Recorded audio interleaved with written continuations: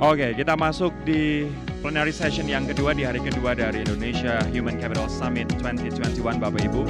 Dan tema kali ini tidak kalah menarik yakni Women in C-Suite, The Power to Change. Jadi tema ini menjadi menarik karena jumlah perempuan yang menjadi pemimpin di berbagai organisasi baik di level CEO, BOD ataupun BOD mana satu terus meningkat. Termasuk FHCI sebagai penyelenggara IHCS 2021 yang diketuai oleh seorang perempuan hebat yakni Ibu Alexandra Askandar. Nah, salah satu keunggulan perempuan adalah kemampuannya untuk memimpin dengan empati dan juga kekuatan Women Support Women untuk menciptakan lebih banyak pemimpin perempuan lainnya. Nah, pada sesi ini kita akan mendengar mengenai peran perempuan di C-Suite dan bagaimana mereka menginspirasi lebih banyak perempuan untuk menjadi pimpinan di berbagai organisasi. Ada dua orang narasumber, yakni Ibu Emma Sri Martini, Direktur Keuangan PT Pertamina, dan Dr. Insinyur Gusti Ayu Putri Saptawati, S.M.Com, Wakil Rektor Bidang Sumber Daya ITB. Saya akan bacakan terlebih dahulu profil dari narasumber yang pertama, yakni Ibu Emma. Ibu Emma Sri Martini lulus dari jurusan Teknik Informatika di Institut Teknologi Bandung tahun 1993, dan meraih gelar Master di Harvard Kennedy School Executive Education dengan konsentrasi pada bidang infrastruktur dan ekonomi pasar tahun 2011. Sebelumnya, karir Ibu Emma merupakan Direktur Utama Telkomsel di tahun 2019, pernah menjadi Presiden Direktur PT Sarana Multi Infrastruktur Persero tahun 2009, kemudian Komisaris di PT Trans-Pacific Petrochemical Indotama, dan pernah juga menjabat Director of Finance and Support PT Perusahaan Pengelola Aset Persero dari tahun 2004 hingga 2009, Senior Vice President di Badan Penyihatan Perbankan Nasional, BPPN, Badan Penyihatan Perbankan Nasional, kemudian awalnya beliau memulai sebagai Assistant Manager and User Support Department and Head of System Development Department di PT Custodian Central Effect Indonesia dari 1993 hingga 1998. Mari kita sambut bersama Bapak Ibu, Ibu Emma Sri Martini, Direktur Keuangan Pertamina.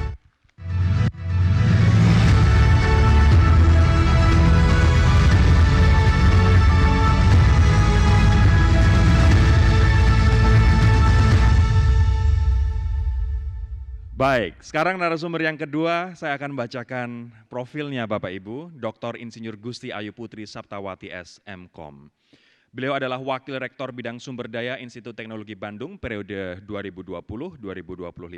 Sebelumnya, beliau merupakan Kepala Subdirektorat Alumni pada 2016 serta dosen pada kelompok keahlian rekayasa perangkat lunak dan pengetahuan di Sekolah Teknik Elektro dan Informatika ITB.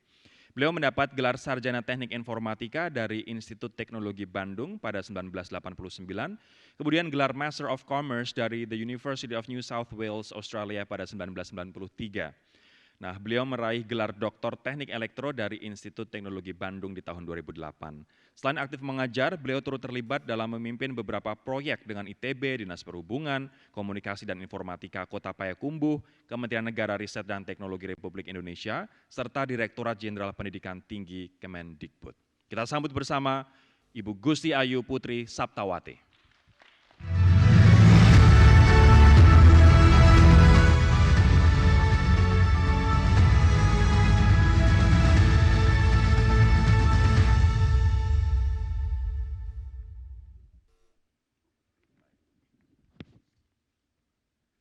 Kita akan memulai terlebih dahulu presentasi dari Ibu Emma Sri Martini. Ibu Emma, kami silakan, Bu. Terima kasih. Bismillahirrahmanirrahim. Assalamualaikum warahmatullahi wabarakatuh. Selamat pagi, salam sejahtera bagi kita semua. Pertama-tama tentunya kami haturkan terima kasih atas undangan FHCI, Ibu Alexandra sebagai Ketua FHCI, kemudian Direktur Eksekutif Pak Sofyan, kemudian tentunya Ketua kita, Ketua Srikandi BUMN, Bu Tina, dan Bu Sekjen, Ibu Jo, dan seluruh pengurus Srikandi BUMN yang hadir di sini beserta seluruh jajaran para Srikandi BUMN yang hebat. Ini merupakan kehormatan bagi saya bisa di sini, Mas Moderator, Mas siapa namanya? Mas Rory. Ini karena kebetulan ini saya dipertemukan dengan senior saya. Beliau senior saya di Teknik Informatika ITB. Jadi selama bertahun-tahun tidak pernah ketemunya di sini. Jadi alhamdulillah terima kasih sekali nih FHCI dengan Srikandi BUMN. Saya jadi akhirnya bisa silaturahmi dengan kakak senior saya yang super hebat. Barangkali terima kasih tadi disampaikan materi yang diharapkan dapat sharing. Sebetulnya ini Bapak Ibu semua sudah sangat maklum dan sangat experience sekali dalam topik ini. Namun barangkali kalau tadi dari Bu Tina lebih mengupas dari sisi human capital. Nah, barangkali dari kami dari Pertamina ingin sedikit sharing bagaimana equality itu means business. Bagaimana gender equality itu tidak semata-mata berbicara tentang gender itself, tapi sebetulnya bagaimana itu meleverage secara business performance dan juga bagaimana itu disiapkan sebagai ekosistem support sistemnya seperti apa di lingkungan korporasi. Barangkali next slide ya. Jadi kami mengambil topiknya equality in business, tentunya dengan tematik bagaimana para woman leader itu bisa mempunyai power to lead change. Tadi sesuai dengan tematik yang diharapkan oleh FHCI dan juga Sri Kandi BUMN. Jadi kalau dilihat tadi rasanya ini tidak perlu banyak dikupas ya. Tadi Bu Desri, Bu Tina juga sudah menyampaikan bahwa ini sudah menjadi global trend. Bagaimana para woman leader ini di-encourage untuk bisa meliver business performance, dan itu rasanya sudah semua survei, semua data leading indicating bahwa woman leaders itu bisa mendongkrak performance, dan ini sudah sangat menjadi suatu fakta yang tidak perlu diperdebatkan lagi. Barangkali next slide, mungkin kita cepat saja dari sisi survei-survei. Nah ini yang tadi menegaskan kembali kenapa bisnis ini perlu lebih banyak woman leaders. Jadi tidak semata-mata untuk mengaddress gender equality sesuai dengan SDG number 5 gitu ya, tapi lebih kepada ada business sense-nya. Ada sesuatu yang korelasi dengan bisnis, bukan semata-mata gimmick, bukan semata-mata ini lebih kepada ngikut global trend gitu ya, tapi lebih kepada bagaimana suatu business performance itu bisa didongkrak dan deliver dengan adanya woman leaders. Tadi yang pertama karena tentunya ada optimized sense of belonging.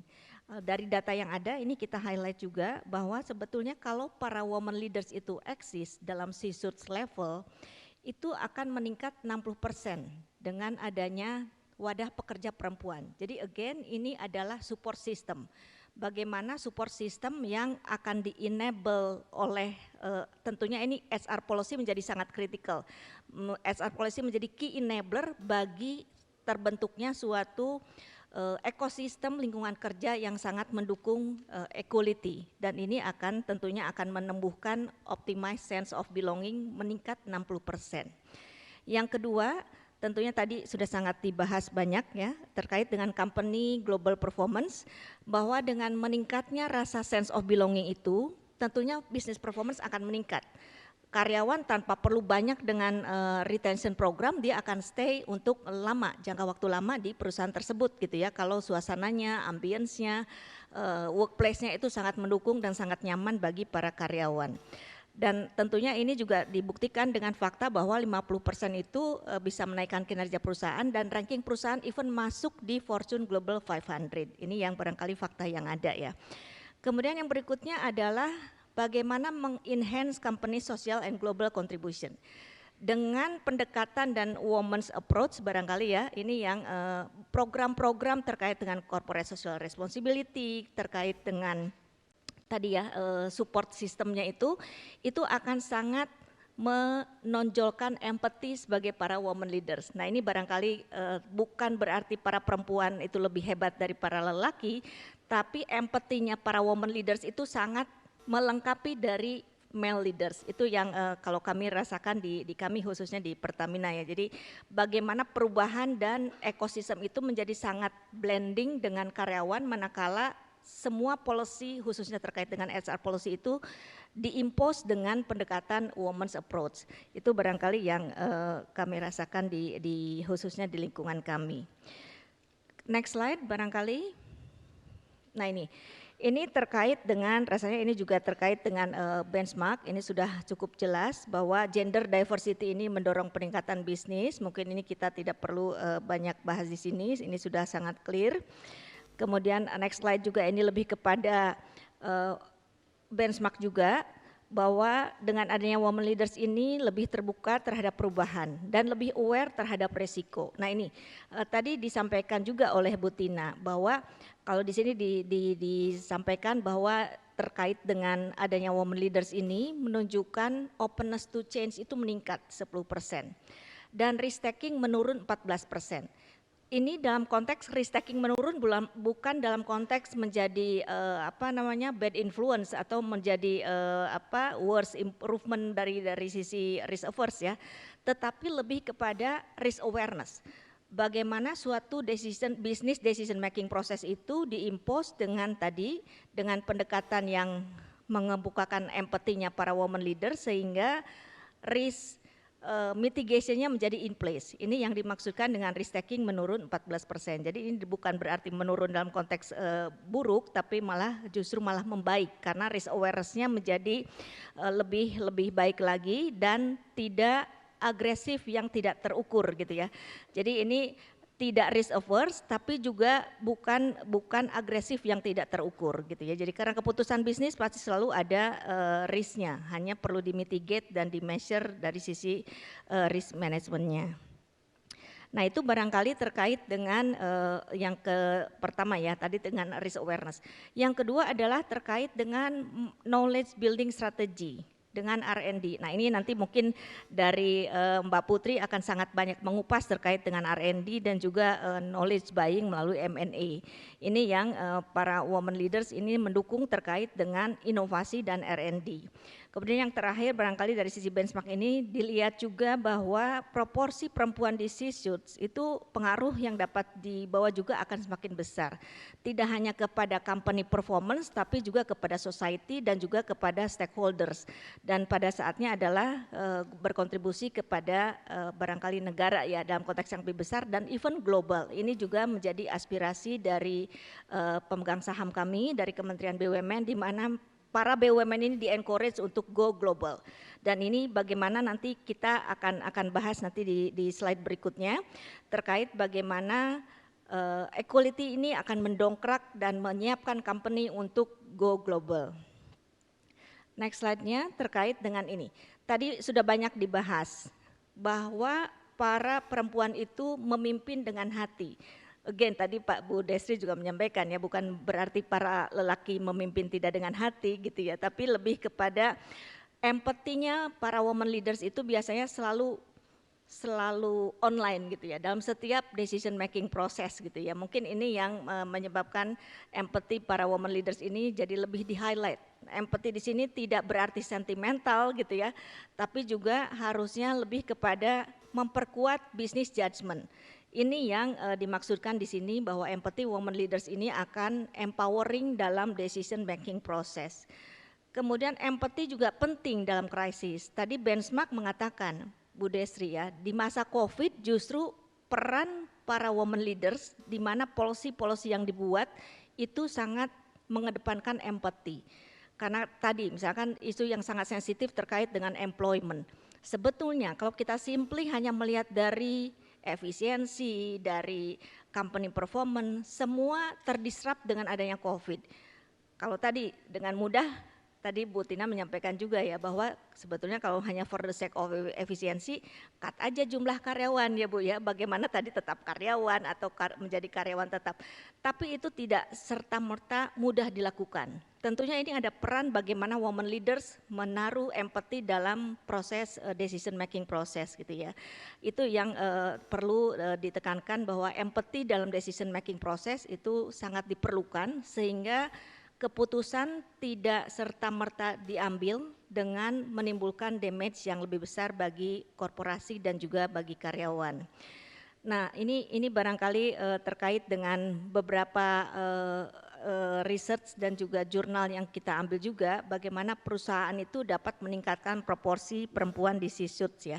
Dan ini juga kita apply, kita coba eksekusi betul gitu ya di lingkungan kami, di korporasi kami, bagaimana address subtle or unconscious bias. Ini seringkali terjadi gitu ya, karena tadi seperti di pertanyaan yang sebelumnya, bagaimana kalau ini kerjanya offshore, kerjanya di kapal, padahal ini perempuan. Dan itu terjadi di lingkungan kami. Pertamina kebetulan berada di sektor yang sebetulnya sangat male dominated gitu ya, oil and gas sektor. Pada kenyataannya banyak wanita, pekerja wanita yang kerja di kapal. Dia 3 bulan berlayar, 6 bulan berlayar dan mereka sangat enjoy gitu ya. Artinya apa? Artinya setiap kesempatan itu berlaku equal. Apakah bagi pekerja wanita atau pekerja laki sepanjang yang bersangkutan itu capable. Tapi juga tidak sebaliknya juga ya, sama suatu posisi itu tidak serta-merta hanya karena ada policy harus mencapai 15% women leaders, kemudian para perempuan dikasih red carpet, tidak juga demikian.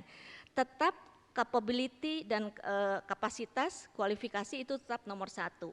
Tapi bahwa ada HR policy, ada policy di mana membuat capability building program untuk para pekerja wanita itu bisa meraih kapabilitas yang lebih tinggi, itu harus ada. Jadi itu yang barangkali terkait tadi kaitannya dengan unconscious bias juga. Kemudian terkait dengan establish clear diversity target dan juga measure progress. Ini yang dari waktu ke waktu kami di lingkungan korporasi kami juga melihat kira-kira peningkatan capability dari para pekerja wanita itu nyata dan measurable enggak gitu. Artinya seberapa efektif program yang kita jalankan. Itu yang harus kita selalu bisa melakukan measurement untuk memastikan bahwa proporsi perempuan 25% di leadership position itu bisa terpenuhi. Yang berikutnya yang tidak kalah penting, ini seperti unnecessary tapi sebetulnya sangat mandatory, important gitu ya, yaitu establish mentorship dan sponsorship program. Ini woman support woman, ini sangat penting. Biasanya para pekerja wanita itu akan lebih efektif disupport oleh para supervisor perempuannya sendiri gitu ya. Karena kalau para supervisor laki-laki khawatir terjadi bias tadi itu dan terjadi banyak cerita barangkali ya, ada terkait dengan abusement segala macam. Nah ini yang mentorship ini harus di-establish sedemikian rupa dan ini kita sudah canangkan di program kita. Nanti barangkali kita akan elaborate contoh yang sudah kita lakukan. Kemudian provide flexibility dan support towards work-life balance. Nah ini yang kita juga lakukan reform dengan adanya COVID, ini mau tidak mau kita berubah. New ways of working, digital culture di-accelerate, ini merubah semua bisnis proses dan ini kita ambil positif aspeknya gitu ya. Dan ini sudah terlihat ternyata malah jauh lebih efisien. Jauh memberikan work-life balance yang lebih meningkat. Quality time dengan keluarga meningkat gitu ya. Mungkin saya nggak tahu apakah para bapak-bapak merasakan yang sama gitu ya. Kadang bapak-bapak lebih bosan kayaknya ya di rumah gitu ya. Tapi kalau ibu-ibu senang karena bisa multitasking gitu ya, bisa mengurusi menu di rumah makan apa siang nanti gitu ya. Nah ini yang barangkali terkait dengan flexibility dari working hours ini juga akan mau tidak mau secara langsung atau tidak langsung meningkatkan work-life balance. Dan di survei yang kami lakukan di internal Pertamina, para karyawan mendukung itu, prefer untuk dilakukan flexible working hours gitu ya. Tentunya harus dilengkapi dengan pola-pola reporting supaya responsibility dan juga deliverables itu tetap termonitor. Nah ini apa yang kita lakukan, bagaimana para women leaders untuk driving changes. Pertama tadi, ini tadi berkali-kali kita highlight juga bahwa intinya adalah collaborate, communicate, dan change. Jadi collaborate tentunya ini dengan seluruh pekerja, baik itu pekerja wanita atau pekerja laki-laki, juga communicate. Communicate ini harus artikulatif dan harus intens. Terlebih dalam konteks kami di Pertamina, ini baru saja dalam setahun belakangan ini melakukan transformasi besar-besaran gitu ya. Tidak pernah terjadi selama lifetime-nya Pertamina dan kita lakukan merombak abis seluruh struktur organisasi itu betul-betul rock the boat gitu ya. Kalau bukan seki lagi ya, tapi betul-betul diaduk-aduk dan kita segregate gitu ya. Itu tentunya memerlukan komunikasi yang sangat fluid dengan seluruh pekerja, serikat pekerja, dan ini bukan hal yang mudah. Tadi Bu Tina menyampaikan transformasi itu tidak pernah berjalan dan lancar dalam 1-2 tahun. Apalagi untuk organisasi yang cukup besar dan ini tentunya butuh energi dan usus yang panjang ya Bu ya. Usus yang panjang dan tadi nafasnya harus panjang juga gitu. Dibutuhkan endurance. Nah kalau kita bicara endurance biasanya para wanita itu tadi bekerjanya kalau Bu Tina menyampaikan 24/7. Memang betul gitu ya.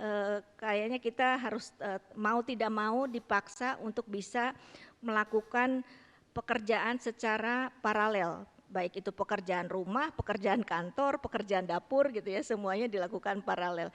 Apalagi dengan work from home gitu ya, kadang notebook aja 3 di ini kiri kanan gitu yang ngiter gitu ya. Nah itu rasanya udah menjadi hal yang rutin kita lakukan. Next slide. Nah, ini salah satu contoh. Ini contoh yang nyata di mana seorang woman leaders masuk di top position yang berada di sektor yang sebetulnya male dominated. Ini Lynn Good, ini CEO of Duke Energy, dan terlihat nyata prestasinya gitu ya, bahwa di Duke Energy ini adalah merupakan perusahaan energi yang gender diversity-nya terbesar. Ini sudah afirmatifnya dan direcognize oleh sesama playing di industri sejenis. Kemudian mendapat recognition juga dari Fortune sebagai most powerful woman in business. Kemudian meningkatkan investasi di energi solar dan angin sebesar 4 billion US dollar. Ini prestasi-prestasi dari para woman leaders yang sektornya dipersif sebagai male dominated sector. Pendapatan perusahaan meningkat 43% dalam 3 tahun. Jadi ini contoh konkret di mana tidak ada limit yang membatasi kapabilitas perempuan untuk menjadi seorang leader. Meskipun oke. Ya, makasih. Ini barangkali contohnya dari Dirut Pertamina, Ibu Nike Widiawati, CEO Pertamina. Beliau juga melakukan berbagai perubahan dalam beberapa tahun terakhir ini. Kita membentuk holding subholding, kemudian meningkatkan ESG rating kita. Ini ESG rating kita sudah masuk dalam nomor 8 untuk NOC, IOC, dan tentunya ini juga prestasi yang cukup direcognize oleh industri sejenis, dan juga komitmen terkait investasi di energi baru dan terbarukan, dan juga terkait dengan komitmen zero harassment di Pertamina. Ini terkait dengan equality. Ini barangkali tadi typical woman leaders, ini sangat inspiring woman leaders, khususnya kebanggaan di Sri Kandi BUMN. Kita punya Bu Nike di Dirut Pertamina, kita punya Bu Alexandra Wadirut di Mandiri. Ini beberapa contoh dari woman leaders. Next. Nah ini nextnya lagi. Nah ini barangkali terkait dengan ESG. Nah bagaimana equality dan gender equality ini didongkrak untuk mendorong bisnis. Kita kaitkan dengan SDG dan ESG. Kalau SDG goals number 5 itu jelas ya terkait gender equality-nya. Tapi di enlarge lagi kepada SDG aspek lainnya. Kalau kami misalkan clean energy, SDG number 7. Kemudian mengadres poverty, SDG number 8 gitu ya. Kemudian mengadres ESG. Dalam konteks COP26 ini sangat mengemuka sekarang. ESG menjadi trending topik yang menjadi mengemuka di mana para investor hanya ingin dealing, hanya ingin bekerja sama dengan para corporate yang mengadres ESG. Dengan climate change, dengan global warming, dengan environmental, social aspect, dan juga governance. Nah ini bagaimana dalam konteks gender equality program bisa mensupport ESG implementation yang bisa di leverage untuk meningkatkan brand equity dan juga mengadres sourcing untuk melakukan fundraising. Ini barangkali equality means business menjadi sangat nyata dalam konteks gender equality. Next slide. Nah ini yang kita lakukan, sudah dilakukan dalam konteks kita. Ada 4 P's kita sampaikan, ada policy yang ini menjadi key enabler terkait dengan respectful workplace policy, perjanjian kerja bersama, kemudian ada program dan sistem, ada performance, dan ada publication. Nah ini 4 hal ini yang menjadi key enabler bagaimana gender equality meliver bisnis. Jadi tidak hanya berhenti di gimmick, gender equality, tapi bagaimana itu di quantify dan di encourage untuk bisa mendongkrak bisnis performance. Next slide. Nah ini yang kita juga sudah lakukan terkait dengan PIPL, terkait dengan Pertamina Industrial Peace Level, itu ada 4 program di situ terkait dengan opportunity dan equality, kemudian training dan development, kemudian terkait dengan industrial relations dan juga protections dan well-being. Ini nanti diturunkan kepada wadah pekerja perempuan yang kita namakan Pertiwi. Next slide. Nah ini juga kita melakukan praktis, Pertamina kerja taktis. Ini dengan adanya COVID kita meng-establish new ways of working. Seluruh pola kerja, seluruh operating model kita reform, kita lakukan adjustment dengan tadi digital transformation menjadi di-accelerate, kemudian flexible working hours, HR policy kita refine kembali gitu ya, untuk mengedepankan tadi praktis ini, Pertamina kerja taktis termasuk tadi yang flexible working hours untuk memberikan atau meningkatkan kualitas dari work-life balance tadi. Next slide. Nah, ini yang disampaikan ini tadi terkait dengan komunitas Pertiwi. Pertiwi itu singkatan dari Perempuan Pertamina, tangguh, inspiratif, wibawa, dan berintegritas. Ini adalah wadah pekerja perempuan. Sebetulnya pengurusnya tidak hanya perempuan, jadi ini banyak laki-laki juga yang aktif di sini di Pertiwi ini, dan ini adalah sebagai wadah tidak hanya mengadres gender equality, tapi bisa juga mempropose policy refinement. Tidak hanya terkait HR policy, tapi bisa mengimpose tadi aspek SDG dan aspek ESG yang ujung-ujungnya mendongkrak bisnis performance. Jadi bagaimana kita meleverage wadah Pertiwi ini untuk ujung-ujungnya bisa mendongkrak berkontribusi untuk improvement kinerja perusahaan. Next slide. Ini barangkali terkait dengan beberapa program yang sudah kita lakukan terkait ada thematic development, sustainability, well-being, kemudian partnership and communications, dan ada beberapa thematic campaign, dan kita melakukan Pertiwi Awards. Ini karyawan perlu diberikan recognition. Ada beberapa award yang kita programkan, lakukan terkait dengan kategori sustainability agent, kemudian innovator, dan juga go global. Ini di-align-kan dengan aspirasi dari pemegang saham tadi terkait dengan technology leadership, kemudian investment, innovation, dan lain sebagainya. Next slide. Nah, ini barangkali tadi yang disampaikan terkait dengan komitmen zero harassment commitment di Pertamina yang baru saja di launching beberapa bulan lalu. Ini juga mendongkrak ESG score kita. Kalau tadi disampaikan ESG score kita itu ranking 8 di antara seluruh NOC dan IOC di seluruh dunia. Dan ini salah satunya adalah karena adanya ini. Policy ini menjadi satu tick mark bagaimana ESG score kita itu meningkat. Sekarang dari setahun lalu itu kita masih kategori severe risk gitu ya, karena kita bekerja di oil sector yang resikonya sangat tinggi. Sekarang kita udah naik 2 grading menjadi medium risk ya, dan skornya menjadi sangat bagus dan berada di ranking 8 dibandingkan NOC, IOC lainnya. Dan Pertiwi sangat berperan dalam hal ini. Ini terkait dengan program menuju zero harassment. Jadi programnya terus digaungkan dan kampanyenya terus dilakukan di seluruh media sosial kita dan dilakukan reporting dan measurement. Ada counseling, ada whistleblowing system, ada program mentoring, dan juga ada program training. Dan ini yang membuat ini menjadi suatu affirmative action yang kita eksekusi. Next slide. Ini barangkali terkait dengan recognition dari global acknowledgement terkait dengan Ibu Nike mendapatkan award sebagai the winner leadership commitment kategori dari UN Women baru saja beberapa bulan lalu di WEBS Award. Next slide. Mungkin itu Bapak Ibu, terima kasih. Barangkali sharingnya mudah-mudahan bisa bermanfaat. Terima kasih. Wassalamualaikum warahmatullahi wabarakatuh. Waalaikumsalam warahmatullahi wabarakatuh. Terima kasih Ibu Emma. Langsung saja kita akan berlanjut ke Dr. Putri. Silakan Bu Putri. Terima kasih Mas Rory. Ya. Coba di slide-nya. Oke. Next dulu Mas. Saya bisa pakai sendiri nggak ininya? Oke, saya coba dulu ya Mas ya. Ya, silakan Bu. Kebiasaan dosen Mas nggak punya asrot. Itu kalau istilahnya kami itu adalah asisten sorot begitu. Gak apa-apa. Sudah siap Ibu? Sudah siap ya. Silakan. Terima kasih. Selamat pagi Bapak Ibu semua. Assalamualaikum warahmatullahi wabarakatuh. Salam sejahtera, namo buddhaya, Om Swastiastu, salam kebajikan.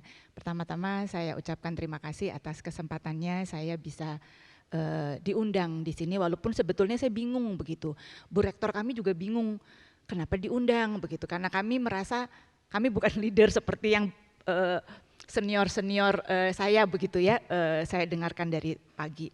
Jadi sebelum saya memulai sharing saya, izinkan saya menyampaikan beberapa hal supaya kita punya persepsi yang sama. Jadi Bapak Ibu, kalau di pendidikan tinggi seperti kami ini, itu memang jalur struktural seperti saya atau Bu Rektor itu bukan jalur karier. Ya, jadi berbeda. Jadi kalau tadi dari kemarin tuh saya mendengarkan dengan seksama karena memang boleh dibilang kami itu apa? Kalau pengikut tuh juru kunci ya paling belakang. Justru saya tuh mendengar banyak pengalaman. Kalau di kampus sih Betul, Bu Emma manggil saya Mbak, tapi kalau di sini beliau menjadi senior saya gitu karena pengalamannya sudah jauh lebih banyak. Begitu juga tadi penjelasannya Bu Desi dan Bu Tina begitu ya tentang bagaimana pengalaman beliau-beliau ini dalam benar-benar menjadi leader. Jadi seperti saya contohnya, saya itu ketika masuk nggak ada pikiran struktural, yang ada adalah menjadi pengajar yang baik, sekolah, dan kemudian menjadi peneliti yang baik. Nah, itu memang culture-nya yang berbeda. Jadi kami tidak dibekali, sama sekali tidak dibekali dengan apapun tadi yang disampaikan, ada training untuk menjadi, nggak ada. Tiba-tiba ya udah ditunjuk begitu. Ya sebetulnya ditunjuk boleh berdiskusi sih begitu ya. Jadi itu yang sebetulnya menjadi concern kami saat ini. Betul, setelah 100 tahun ITB sekarang dipimpin oleh seorang rektor wanita, yaitu Ibu Reni Wirahadikusuma. Namun sebetulnya pimpinan perempuan di bawah rektor itu sudah banyak. Pimpinan pertama wakil rektor perempuan di ITB itu di tahun, sebentar saya lupa, 2010 itu sudah ada wakil rektor perempuan. Nah kalau dekan dan kaprodi atau kajur sudah banyak begitu ya. Dan nah anehnya bukan anehnya, saya juga lagi berpikir dari tadi ya, dalam forum-forum kami bertemu, kami nggak pernah membahas yang seperti tadi ibu-ibu sampaikan begitu. Jadi kami hanya tidak menganggap juga kami itu leader gitu ya, yang ada di kepala kami adalah just do our job, selesai dan nggak mau lagi diangkat, begitu. Jadi yang ada tuh kapok begitu. Iya karena mungkin itu tadi kendala utama kami adalah setelah jadi rektor kami turun lagi jadi dosen biasa begitu ya. Jadi kami tidak mengejar itu gitu. Nah, apakah itu kemudian menjadi salah satu kendala kenapa kemudian manajemen di perguruan tinggi itu menurut saya itu relatif statis. Itu kemarin juga saya sampaikan ke Prof. Renaldi karena beliau juga dari pendidikan tinggi begitu ya.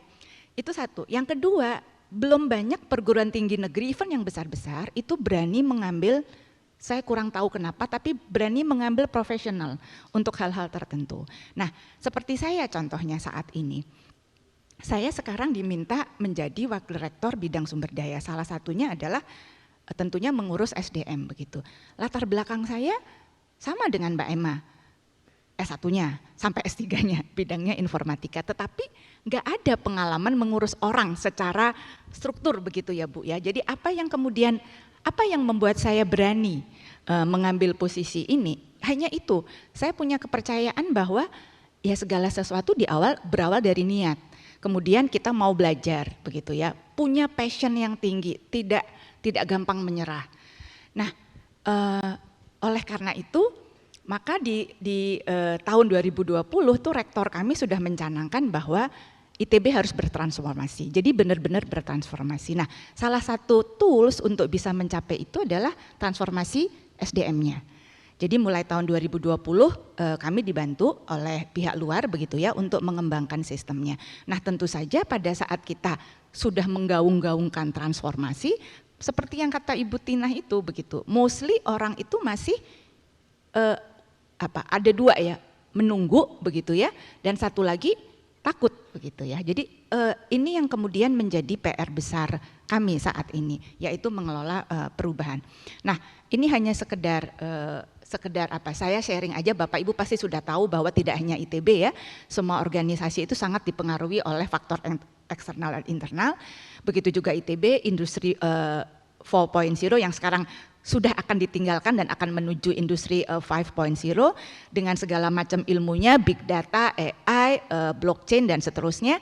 Saya hanya ingin sharing aja Bapak Ibu. Semua cerita tentang perubahan-perubahan ini, termasuk juga yang terakhir adalah COVID, itu kami respon dengan kemudian kami mengubah kurikulum kami. Jadi di kepala para pimpinan perguruan tinggi negeri yang saya pahami, saya nggak berani mengambil semua ya, itu yang dipikirkan adalah anak didiknya begitu ya, karena menganggap itu yang utama. Jadi ini sudah kami adopt begitu ya, industri 4.0 dan seterusnya sudah kami adopt. Nah, Kemudian yang membuat kemudian rektor kami berpikir bahwa SDM juga harus berubah, itu betul COVID. Di mana kemudian dengan aturan pemerintah begitu ya, ITB itu hampir 75%-nya WFA. Dan komposisi pegawai kami lebih dari 65% itu ASN. Ya, dan pada saat kita mendapat ASN atau pemerintah membuka lowongan, yang saya pahami ITB tidak pernah melakukan analisa kebutuhan dulu, enggak.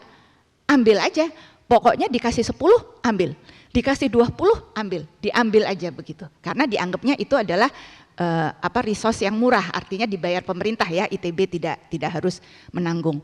Dan kemudian baru setelah pemerintah mulai mengurangi jatah PNS untuk PTNBH seperti ITB, mulai kami merekrut sendiri. Nah, ini tentunya menimbulkan kompleksitas karena budayanya berbeda, begitu ya. Satu budaya PNS dan satu budaya sebetulnya non PNS. Tapi karena memang itu tadi ya Bu ya, kita tetap harus jalan, maka kami menetapkan sampai saat ini bahwa aturan pegawai itu masih mengikuti yang PNS secara umum. Jadi ditetapkan oleh BKN begitu. Nah, berikutnya adalah ketika mulai COVID itu mulai komplain kepada pegawai, komplainnya mulai keluar. Nah, oleh karena itu rektor kami mengatakan bahwa Rensra kita ditunda, yang tadinya harus selesai bulan April, kami selesaikan akhirnya bulan Desember karena kami ingin mengakomodasi Master Corona ini ya, yang membuat semua pontang-panting. Ini adalah sekedar sharing saja ya, saya ingin menggarisbawahi bahwa pada tahap pertama ITB sudah menetapkan perlunya ada human capital yang baik begitu ya di tahun 2021 dan di tahun 2022. Oleh karena itu ini program kami melakukan transformasi HCM, sekedar sharing aja. Bapak Ibu kebayang, saya sekedar memberitahu betapa PT itu mungkin berbeda dengan BUMN lah, kita nggak usah ngomong multinational company ya. Tentang ini aja, Bapak Ibu, saya yakin lah Bapak Ibu pasti tahu tentang 7S ya, bahwa kinerja organisasi sangat dibentuk oleh 7 S begitu ya. Namun selama ini tidak seperti itu. Kami masih, termasuk saya, kami masih berpikir bahwa yang utama itu adalah SDM. Oke, karena yang 7 itu belum disadari dengan, yang 6 belum disadari dengan baik oleh stakeholder kami, maka kemudian kami memutuskan oke, kalau begitu kita attack aja ini transformasi ITB dengan kita melakukan transformasi di HCM-nya begitu. Jadi kami mulai mengembangkan sistemnya. Kami sudah punya semua sistem ini, namun Bapak Ibu sistem-sistem ini masih silo, masih berdiri sendiri-sendiri, dan akhirnya kami akan melakukan integrasi di dalam di tahun ini begitu. Sekedar sharing saja ya Bapak Ibu. Nah, ITB sekarang mulai berpikir tentang HR function. Selama ini namanya betul direktur, tetapi sebetulnya bukan direktur dalam arti yang sebenarnya. Tetap saja kalau bahasa kolega saya yang menjadi direktur kepegawaian di ITB, sebenarnya saya itu kepala bagian personalia begitu ya. Jadi namanya sih keren, direktur kepegawaian, tetapi sebetulnya job desk-nya bukan seperti seorang direktur begitu. Tapi saya bilang, tapi kan lumayan di kartu namanya bukan kepala personalia. Kalau kepala personalia nggak mau tuh dokter, profesor, nggak mau Bu, begitu ya, pasti dibuatnya direktur. Tapi sebetulnya kami sadar bahwa fungsi itu belum ada. Ya, jadi selain memang sistemnya, teknologinya dan fungsinya yang akan kami attack di tahun-tahun ini. Nah, kalau kemudian kita lihat secara rancangan kami secara global, maka saya sedikit sharing aja bahwa ini adalah tahapan kami membangun sistem HCM-nya. Jadi di tahun sekarang itu adalah kami menguatkan di teknologinya, manajemen kinerjanya dan sistem penggajiannya. Bapak Ibu, saya sedikit share bahwa kami baru saja menetapkan tentang KPI. Ya, jadi kalau ditanya ITB selama ini punya KPI enggak? Saya bingung menjawab, tapi yang pasti ITB itu punya yang namanya sistem kinerja. Itu untuk dosen. Tetapi mostly sistem kinerja itu isinya mengikuti apa acuan dari pemerintah. Nah, kemudian kalau untuk tendik ya, tenaga kependidikan itu juga ada seperti itu. Dan kalau dilihat kemudian ini tidak membantu ITB untuk bisa melakukan transformasi seperti itu. Nah, jadi akhirnya apa yang dilakukan ketika saya diminta Bu Rektor, Bu Reni untuk membantu, itu ya sudah ketika kami melakukan rapat koordinasi begitu, yang ada tuh solving problem saja. Begitu ya, karena kami tidak tahu bagaimana ini melakukan KPI yang benar begitu ya. Kami nggak tahu, taunya ya seperti itu. Tadi ya Bu Tinah ya, jadi kan great leaders itu sebetulnya leaders itu dibentuk oleh great leaders. Jadi sebetulnya kami somehow kan mengikuti senior-senior kami. Nah, ketika kemudian kami dibantu pihak luar, mulai kami menurunkan dari kami punya visi misi, kami punya value, kami terjemahkan menjadi Renstra, kemudian Renstra itu menjadi KPI-nya para rektor dan wakil rektor, mulai dak-dikduk, loh ini kok banyak banget, ternyata KPI kami 70 sekian, aduh. Jadi kami nggak sadar ketika Renstra itu ditetapkan bahwa KPI-nya pimpinan itu kebanyakan begitu ya, 70 sekian. Akhirnya kami protoli, mana yang kami anggap yang paling nendang istilahnya begitu, sudah selesai. Setelah itu kami turunkan itu kepada para pimpinan di level kami. Nah ini proses ini kami lakukan selama 1 bulan non-stop ya, itu kami lakukan. Nah kesan pertama di awal-awal saya yang diberi tanggung jawab tuh takut gitu. Yang selama ini tuh kita, ya mungkin Bu Emma tahu lah ya gimana dosen begitu kan ya. Yang selama ini tuh salah satu kenyamanan kami bekerja menjadi dosen adalah kebebasan. Jadi kami itu karena kolegial ya, mohon maaf saya sharing aja. Rektor itu mengundang kami bisa nggak datang Bu dengan alasan kami mengajar. Karena sebenarnya males aja diundang rektor dan ya begitu dan itulah kesenangan kami. Jadi kalaupun kami tidak naik mobil bagus, tidak itu, tetapi happy begitu ternyata ya, freedom itu happy, itu satu. Kedua, nah sekarang ketika mulai dilakukan ini, saya sempat kaget, takut gitu. Ada reluctant nggak ya begitu? Ternyata enggak, pimpinan sampai pelaksana itu happy. Pertama pimpinan menganggap bahwa ketika dibuka kemudian indikator kami dan kemudian ya paling senangnya kan begini Bu, ketika itu menjadi indikator kami senep perutnya, pasti karena banyak. Tapi begitu dijelaskan, nah Bu Putri, nanti setelah Ibu ini, nah ini diturunkan ke direktur, happy kan gitu, jadi ke direktur nih gitu ya. Ya jadi kurang lebih seperti itu ya Pak ya. Mohon maaf nih kalau biasa ngajar begitu, apalagi ini sudah 2 tahun ngajarnya daring Pak, jadi saya harus banyak improvisasi, kalau enggak saya ditinggal tidur sama mahasiswanya begitu ya. Udah tau lah saya trik-triknya gitu, saya juga sama kalau diundang rapat begitu. Tadi Bu Emma bilang rapatnya 2, kalau yang 1 enggak penting ya udah saya sembari tidur, sembari jalan-jalan. Udah banyak yang ya modalnya udah tahu. Jadi kemudian saya katakan begitu, saya semangatin. Nah rupanya para pimpinan ini senang. Kenapa? Karena sekarang beliau-beliau ini tahu apa yang mereka tuju.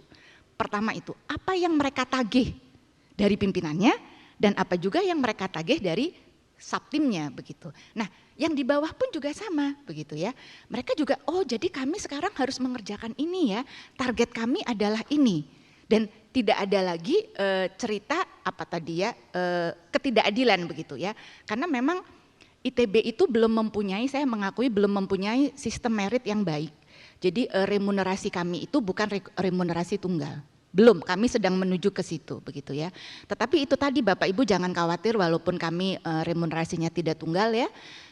Kami itu yang kami punya kepastian itu adalah gaji pegawai negeri atau pegawai non PNS.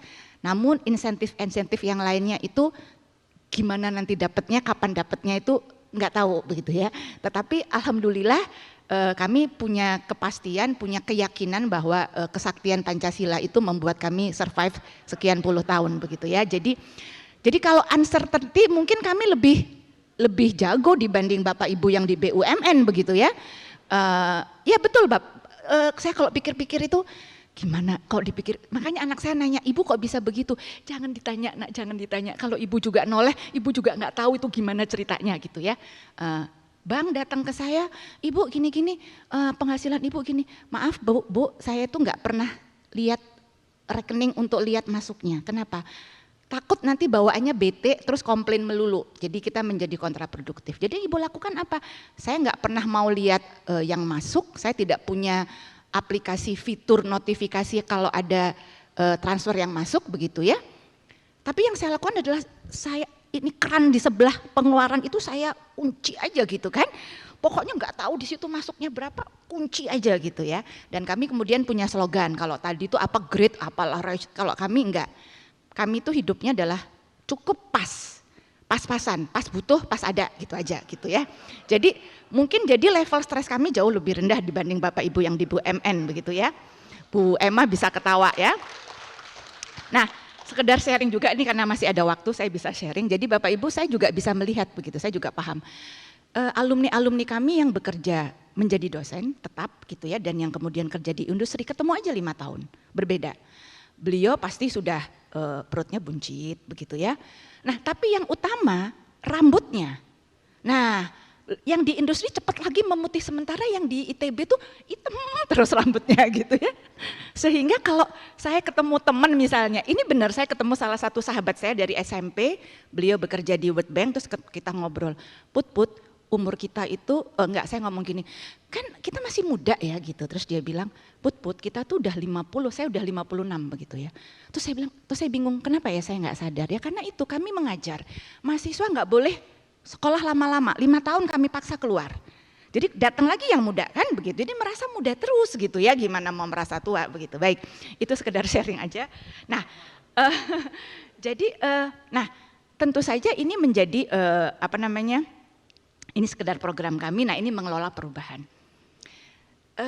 Sama Bu, saya juga menyadari bahwa ketika kita melakukan perubahan maka caranya itu harus lembut ya, dan memang itu yang dimiliki, yang mungkin kelebihan yang diberikan kepada wanita begitu ya, kelembutan seperti itu. Tapi sebenarnya lembut cuman di belakangnya nginjek sebenarnya ya, gitu ya. Kalau saya di ITB itu dikenal sebagai pendekar mabok Bu.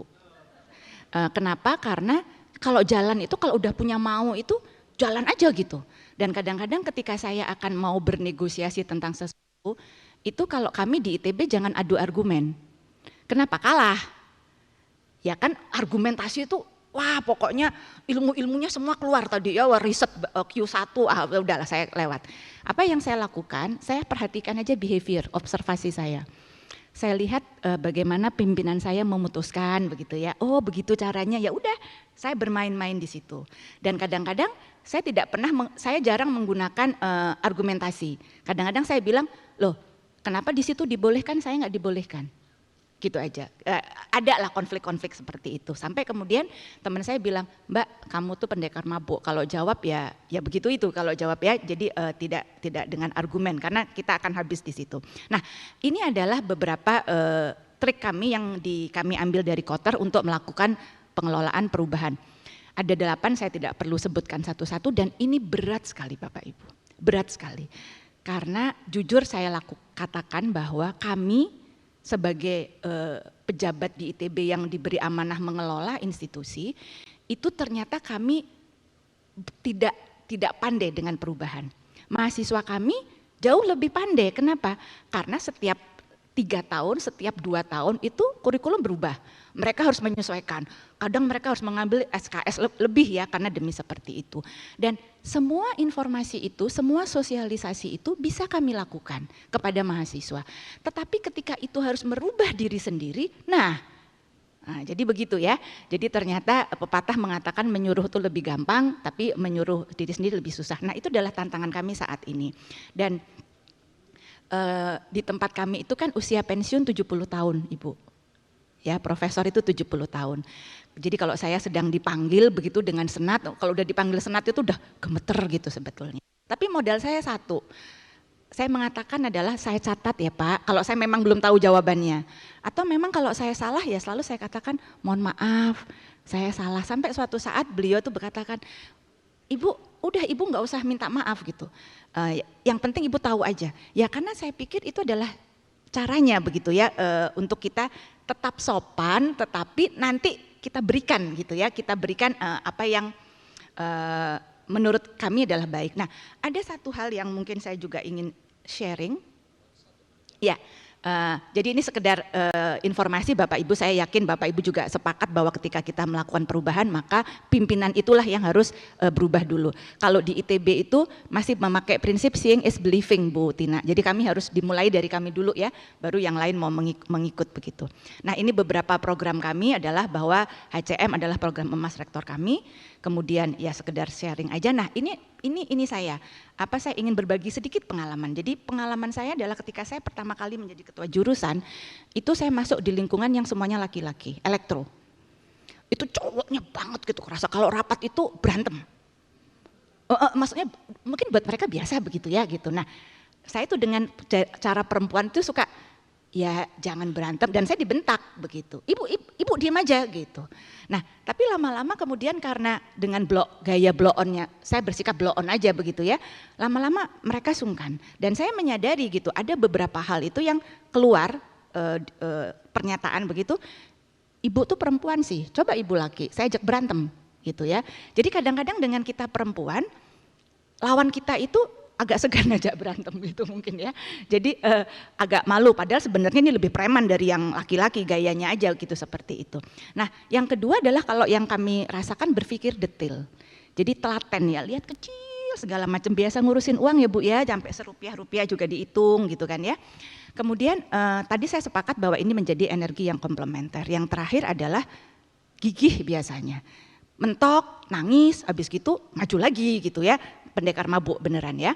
Dan yang terakhir adalah multitasking tinggi. Jadi saya biasa Bapak Ibu, saya lagi rapat, kemudian anak saya yang sedang sekolah di luar itu video call dan dia menangis gitu ya. Atau pembantu saya nelpon, ibu ini gimana pompa air di rumah nggak jalan, anak-anak belum masak Bu. Ya antepin aja begitu ya. Jadi multitaskingnya biasa tinggi. Nah mungkin itu adalah kelebihan-kelebihan yang saya rasakan ketika saya harus berada dalam satu forum dengan teman-teman yang pria. Namun Bapak Ibu, ITB belum pada posisi yang membahas leader perempuan. Itu yang mungkin masih menjadi agenda saya ya. Kalau kesetaraan gender, kami menganggap sama. Kenapa? Karena yang sekolah juga sama. Kami nggak membatasi kuota-kuota. Dulu waktu zaman saya dan Bu Emma kuliah, kita masih mengenal yang namanya jurusan Timur Jauh ya Bu Emma ya. Timur Jauh itu isinya adalah geologi, tambang, minyak begitu ya. Yang nggak ada perempuannya. Kalau kami perempuan lewat itu takut. Abis takut karena digangguin. Nah sekarang ternyata di situ sudah banyak wanitanya. Jadi ITB selalu menganggap bahwa kami sudah equally gender, tetapi kalau saya perhatikan dari sisi kepemimpinan, nah itu belum menjadi agenda yang khusus. Saya sangat berharap setelah momen ini saya juga ingin mengundang kakak-kakak senior-senior saya di sini ya untuk bisa berbagi kepada pimpinan-pimpinan kami yang perempuan, karena cukup banyak Bu, cukup banyak. Cuman tips triknya itu kami perlu dapat sharingnya dari Bapak Ibu. Demikian dari saya, terima kasih Mas Roru. Mudah-mudahan membawa perbedaan ya. Kalau yang tadi kan ngomongnya udah di langit gitu ya, sementara saya masih di bumi seperti itu. Makasih. Terima kasih aplaus yang meriah untuk Bu Putri. Bu Putri, kalau Ibu jadi dosen saya nggak akan pernah bolos Bu sebagai mahasiswa. Asik soalnya. Oke, saya akan mungkin bertanya dulu ke Bu Emma dari pengalaman sebagai Direktur Keuangan di Pertamina Bu. Mungkin ini juga relevan juga untuk Bu Putri, karena kebetulan ibu saya juga sebagai dosen, profesor linguistik, dan perempuan mengalami yang apa Hillary Clinton bilang glass ceiling. Ya udah kamu mentok di situ. Ada glass ceiling yang begitu tebal yang nggak bisa kita pecahin. Dan ini sangat relevan dengan kepemimpinan di sana. Ibu saya juga di tanah Jawa, profesor untuk di kampus negeri, dan nampaknya untuk naik ke posisi itu tuh gender equal, tapi susah banget karena ada glass ceiling ini. Mungkin ini akan sangat relevan untuk kita bahas di sini. Tapi saya akan ke Bu Emma terlebih dahulu yang mungkin company-nya sudah transform dan pemimpinnya, kemudian direktur keuangannya juga perempuan Bu. Bagaimana kemudian menghilangkan subtle gender inequality, dan juga tadi ada zero harassment, tapi bagaimana memastikan mengimplementasikan itu di lapangan memang benar-benar ada mutual respect, tidak ada meremehkan dan tidak ada meninggikan satu gender di atas gender yang lain di lapangan. Terima kasih Mas Rory. Barangkali tadi ada dua hal mungkin ya. Tadi terkait dengan career advancement-nya, kemudian yang kedua terkait dengan tadi ya zero harassment. Yang pertama mungkin terkait dengan calon leader di internal perusahaan seperti itu ya. Sebetulnya dari karakteristik, dari kriteria itu sama. Jadi karakteristik calon leader untuk suatu posisi baik itu untuk calon perempuan dan calon laki-laki itu sama. Justru disitulah equality-nya. Nah, yang membedakan bahwa adanya suatu afirmatif di mana kalau ada dua calon dengan satu calon wanita pekerja wanita, satu lagi pekerja laki-laki dengan kualifikasi yang sama, itu kita bisa mengafirmatifkan perempuan dulu yang di situ. Tentu, Tunggu, dengan kualifikasi yang sama, laki-laki versus perempuan, betul, diutamakan yang perempuan. Betul, artinya apa? Provided dengan kualifikasi tersebut, perempuan itu fit dengan posisi yang akan diisi tersebut. Jadi itulah yang artinya gini, ada semacam afirmatif tapi bukan privilege. Itu tadi yang disampaikan, bukan red carpet bahwa karena for the sake of kita achieving target 15% pekerja wanita harus duduk di senior leaders, terus yang asal perempuan comot mentaro juga enggak gitu ya. Tapi kebalikannya juga, tidak juga perempuan itu selalu jadi second priority. Pada saat ada dua calon dengan kualifikasi yang sama dan calon ini cocok di posisi yang akan diisi tersebut, maka kita memberikan afirmatif kesempatan kepada perempuan tersebut gitu ya. Itu karena tadi ada target yang mencapai 15%. Itu yang barangkali yang terkait dengan career advancement. Mengenai equip terkait dengan capability building program, mentor segala macam itu sama. Tidak dibedakan antara pekerja wanita dengan pekerja laki-laki. Terkait zero harassment itu betul-betul harus dieksekusi. Makanya kita tadi disampaikan ya ada whistleblowing system. Kita tidak menegasikan bahwa dari seluruh kita 45.000 pekerja Pertamina gitu ya. Dan itu ada saja yang satu dua orang yang melakukan seperti itu gitu ya. Dan itu ada channelnya. Dan itu harus dilakukan betul-betul pendampingan karena ada suatu karyawan yang menjadi sungkan karena yang melakukan harassment itu adalah atasan, supervisor langsung. Jadi dia harus punya channel direct gitu ya, yang tidak terkop dengan atasannya. Nah itu dan itu efektif, cukup efektif dan itu kita lakukan tindakan pendampingan dan juga healing. Kadang ada menyisakan traumatik juga ya kalau sudah terlalu lama karena setelah dibuka channel itu baru keluar segala macam. Dan itu adalah cara yang efektif dengan tadi ada whistleblowing system, ada punishment dan ada campaign yang selalu terus-menerus kita upayakan. Bu Putri, soal kepemimpinan yang saya tadi juga istilahkan, Hillary Clinton istilahkan glass ceiling itu Bu, apa sebenarnya yang bisa dilakukan oleh pimpinan saat ini yang adalah perempuan untuk break that ceiling, Bro? Terima kasih. Kalau dari pengamatan saya begitu ya, kalau di ITB itu kenaikan kenaikan pangkat atau jabatan akademik, karena kita punya dua ya Mas ya. Jadi kalau saya sebagai dosen itu di ITB itu ada dua peran. Pertama adalah sebagai karier untuk akademiknya dan juga karier struktural begitu ya. Nah kalau yang akademik ini nggak ada masalah, tidak terlihat adanya perbedaan gender itu tidak ya. Nah kalau yang struktural yang sebenarnya sampai kemarin ini sudah breakthrough ya 100 tahun ITB sekarang dipimpin seorang rektor wanita begitu. Tetapi wakil rektor wanitanya udah lama gitu ya, udah lama. Nah bedanya adalah yang saya rasakan begitu, kami itu masih saya belum meyakini begitu ya Mas ya, tapi kami itu tidak terbiasa mengatakan bahwa kita ini harus memperjuangkan kesetaraan gender, itu nggak biasa begitu. Nah saya kurang tahu kenapa, saya coba recall dulu pernah ada seperti itu dan itu kemudian langsung disorot. Itu tadi ya masih dianggap bahwa kami akan mengkudeta begitu ya seperti itu. Nah sehingga mungkin kemudian kami lebih berpikir bahwa ya sudah kita nggak usah pakai nama seperti itu tetapi kita lakukan. Dan kalau saya perhatikan juga sebenarnya secara umum tidak hanya di ITB Mas, di semua perguruan tinggi negeri pun itu menyadari bahwa ketika ada perempuan di dalam struktural maka memang bahasanya tuh kerjaan lebih rapi. kerjaan lebih rapi karena detail begitu kan ya, dan coaching itu bisa dilakukan karena kami biasa, coba aja Mas, mungkin nanti bisa tanya ke ibunya begitu ya, itu memang fitrah mahasiswa yang dibimbing dosen perempuan dengan mahasiswa yang dibimbing dosen laki-laki. Kalau dosen perempuan pasti untuk buku aja, buku nih belum ngomong proses tesisnya ya, bukunya minimal muternya 5 kali. Kenapa? Titik koma huruf besar, oh itu dilihat, itu mata udah set. Kalau ya Bapak kan begitu, jadi teliti ya gitu, dan ya itu tadi telaten ya. Nah sebetulnya itu sudah dirasakan di ITB, hanya memang kelihatannya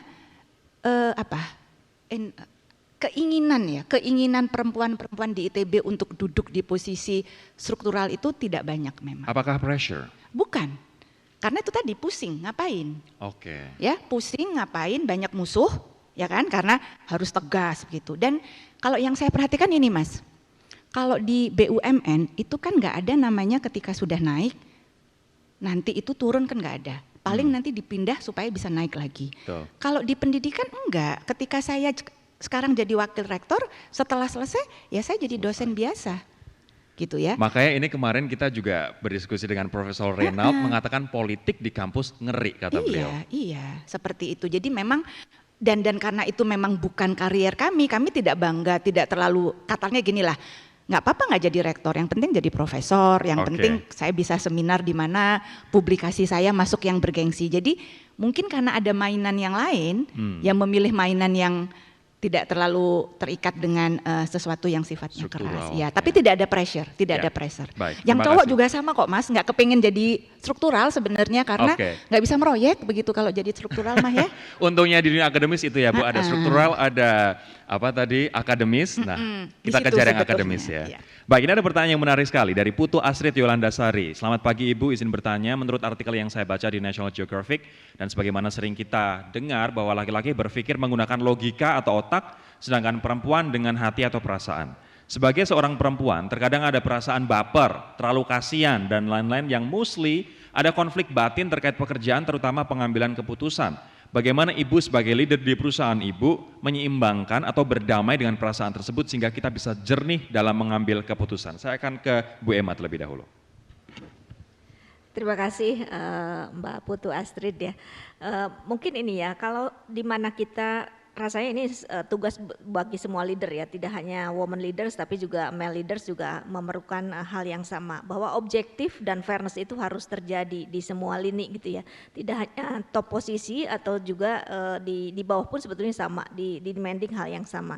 Jadi kalau tadi ada di paparan barangkali ada empathy itu doesn't mean bahwa kita tidak fair gitu ya, fairnessnya tetap harus dikedepankan gitu ya, dan objektifnya juga dikedepankan, dan again tadi decision making proses itu menjadi suatu hal yang mengemuka terkait dengan transparansi, governance, tata kelola, tentunya itu dikedepankan. Jadi menurut saya itu tidak menjadi kendala bagi para woman leaders bahwa kita terlalu emosional, karena tadi empathy itu doesn't mean kita sentimental gitu ya, doesn't mean bahwa kita hanya mengemukakan emosi dibanding rasional gitu, tidak gitu. Jadi dalam keputusan bisnis tentunya semua itu menjadi suatu hal yang commingle, saling melengkapi dan justru memperkuat proses pengambilan keputusan, termasuk dalam tadi menyikapi karyawan dan hal segala macam tadi yang diadres Mbak Putu ya.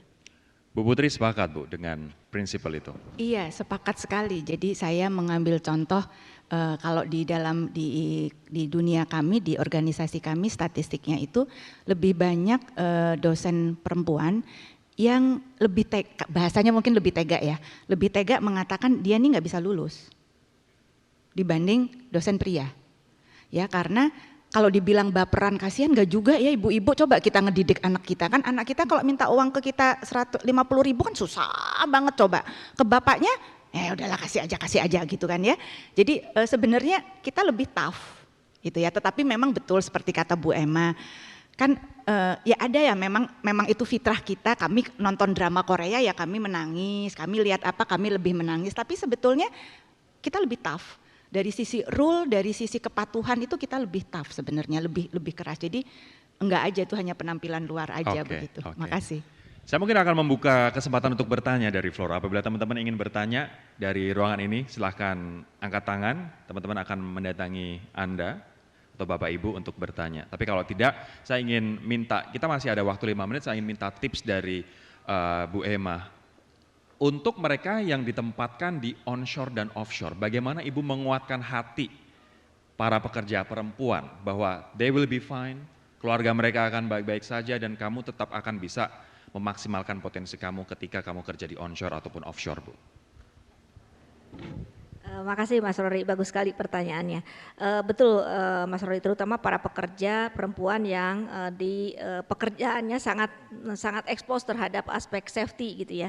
Nah pertama tentunya dari sisi policy, tadi support system itu harus in place, bahwa dipastikan pekerja perempuan tersebut aman, nyaman dan merasa dengan lingkungannya tuh tidak ada threat gitu ya. Artinya dipastikan aspek safety itu harus terjaga dan dipastikan juga aspek lingkungan kerja itu menyediakan fasilitas untuk pekerja perempuan, itu satu. Jadi respectful workplace itu menjadi mandatory yang harus kita sediakan.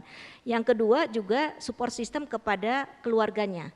Jadi ke masa-masa kemarin pada saat COVID, di mana ada satu misalkan pekerja tidak bisa mendarat ke darat ya, karena dia harus di kapal diisolasi selama 9 bulan, itu family-nya kita support. Jadi support system itu tidak hanya untuk karyawan yang bersangkutan, tapi juga kepada keluarganya. Karena yang bersangkutan hanya akan bisa nyaman manakala keluarganya juga nyaman gitu ya. Jadi itu policy-nya juga harus in place dan kemudian surrounding support system-nya harus diafirmatifkan, harus terimplementasi gitu. Sejauh ini bagaimana Bu penerimaan para karyawan perempuan yang ditempatkan onshore dan offshore dengan adanya sistem support seperti itu dari Pertamina? Mereka sangat menghargai dan happy ya. Jadi mereka sangat nyaman meskipun pekerjaannya sangat terekspos dengan keamanan, kenyamanan. Harus ya, tapi pergi 3 bulan mungkin atau bahkan lebih kan Bu? betul.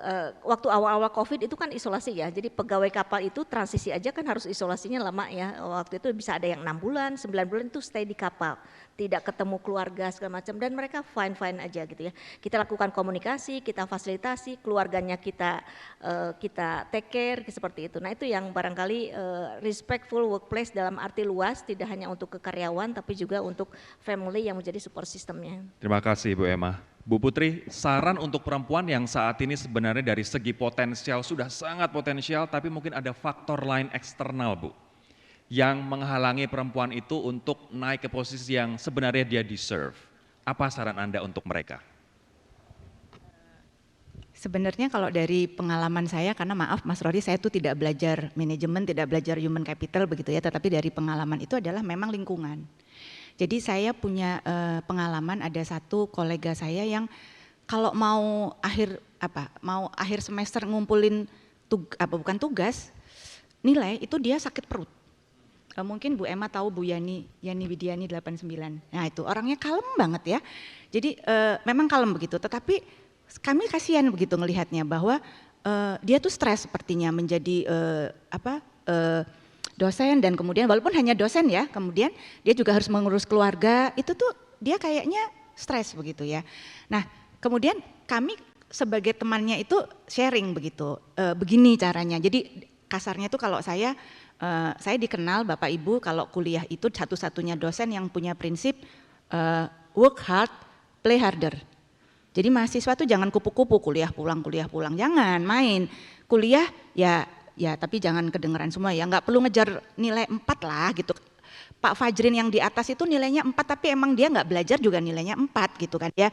Jadi kita nggak perlu ngotot banget sampai nilainya 4 ya, 3,5 boleh lah gitu. Udah keterima kan ya Bu di BUMN ya, 3,5 ya begitu. Nah jadi yang penting itu adalah lingkungan Mas. Jadi kita memotivasi teman sendiri tentunya adalah dengan contoh ya, karena di dunia pendidikan itu tadi sebetulnya mampu tetapi